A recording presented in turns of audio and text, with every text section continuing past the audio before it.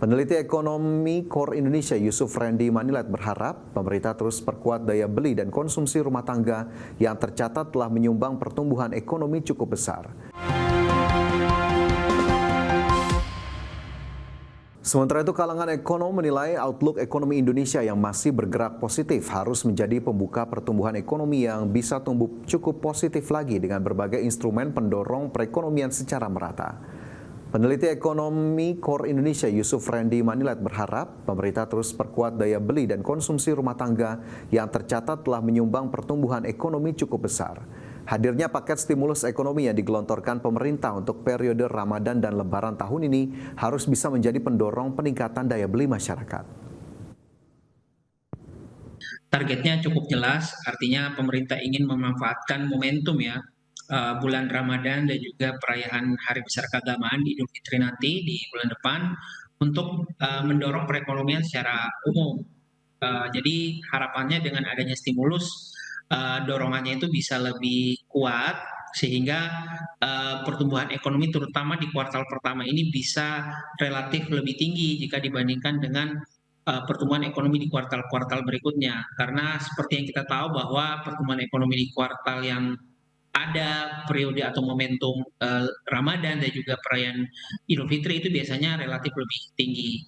Nah, jadi saya kira pemberian stimulus ini merupakan uh, uh, capaian ataupun hal yang patut. Dalam Indonesia Economic Outlook 2026, Menteri Koordinator Bidang Perekonomian Erlangga Hartarto menjabarkan semua komponen perekonomian dalam negeri yang mencatatkan kinerja positif.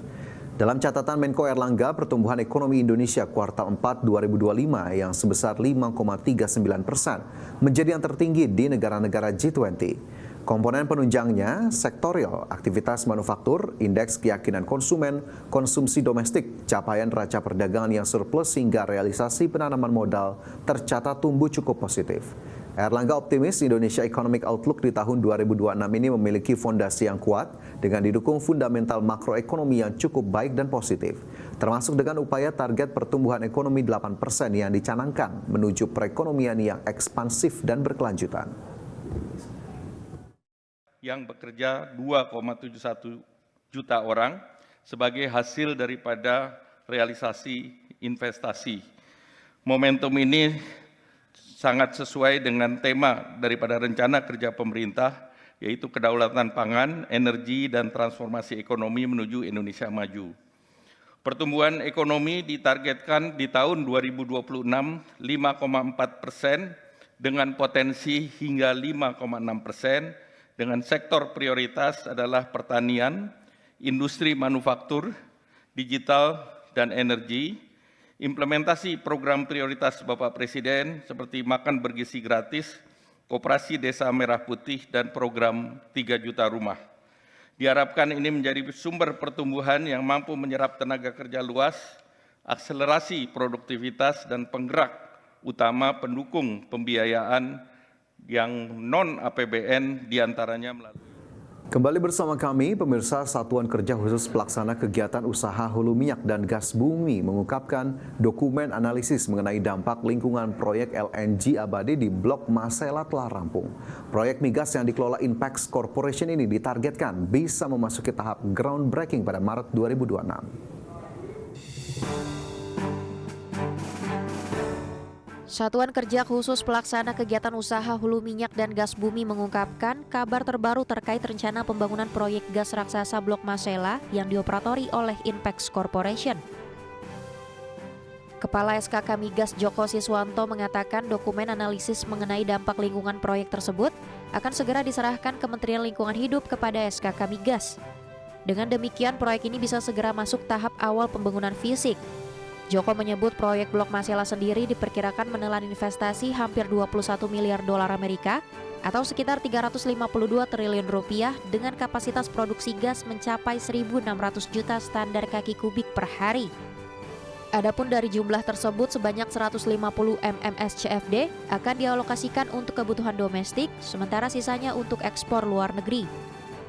Besok akan diserahkan AMDAL dari Pak Menteri Lingkungan kepada SKK Migas.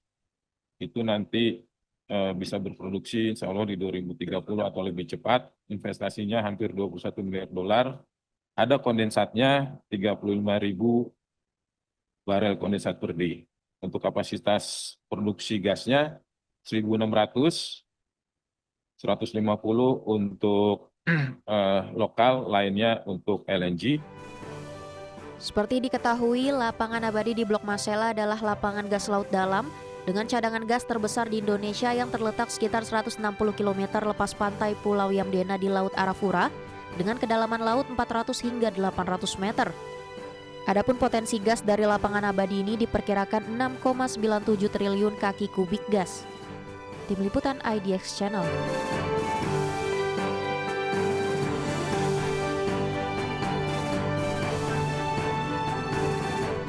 Presiden Amerika Serikat Donald Trump menargetkan kesepakatan baru terkait program nuklir Iran akan tercapai dalam kurun waktu 1 bulan ke depan. Trump menegaskan kegagalan untuk mencapai konsensus dalam waktu dekat akan membawa konsekuensi yang sangat berat bagi Iran. Dalam keterangannya di Gedung Putih, Trump mengatakan keinginannya agar perundingan dengan Iran segera membuahkan hasil. Pernyataan ini muncul setelah Amerika Serikat dan Iran memulai kembali perundingan di Oman pekan lalu. Sehari sebelumnya, Trump telah bertemu dengan Perdana Menteri Israel Benjamin Netanyahu di Washington untuk membahas isu yang sama. Dan meskipun Israel bersikap skeptis terhadap diplomasi dengan Teheran, Trump memastikan bahwa koordinasi dengan sekutu utamanya tetap berjalan erat.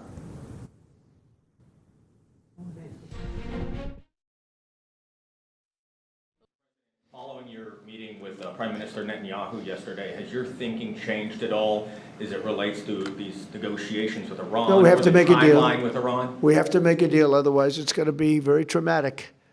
Very traumatic. I don't want that to happen, but we have to make a deal.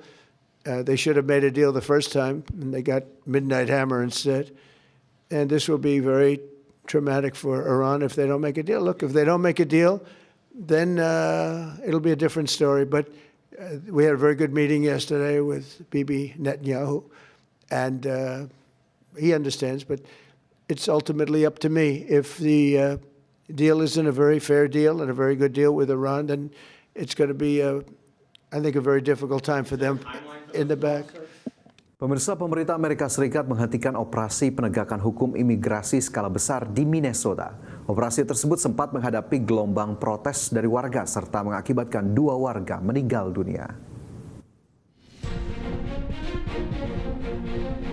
Pemerintah Federal Amerika Serikat resmi menghentikan operasi penindakan skala besar terhadap imigran di wilayah negara bagian Minnesota.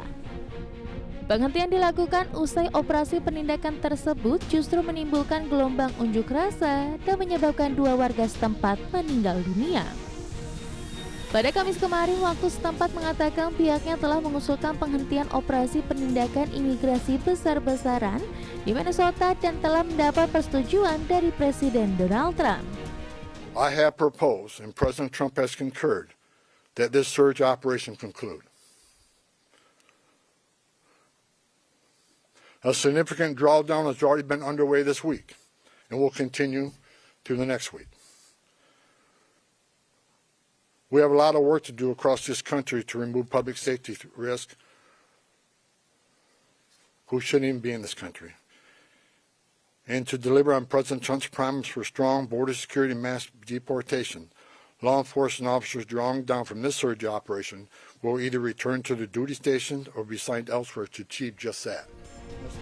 Operasi yang dikenal dengan nama Operation Metro Star ini diluncurkan sejak awal Desember 2025 oleh Otoritas Migrasi dan Bea Cukai atau ICE. Fokus operasi ialah menyasar para imigran di wilayah metropolitan, Minneapolis, dan St. Paul. Selama penyelenggaraan operasi skala besar ini, otoritas federal mengklaim telah menangkap lebih dari 4.000 orang yang disebut sebagai alien kriminal berbahaya. Namun operasi ini menuai kecaman keras lantaran turut menjaring warga tanpa catatan kriminal termasuk anak-anak. Berbagi sumber, IDX Channel.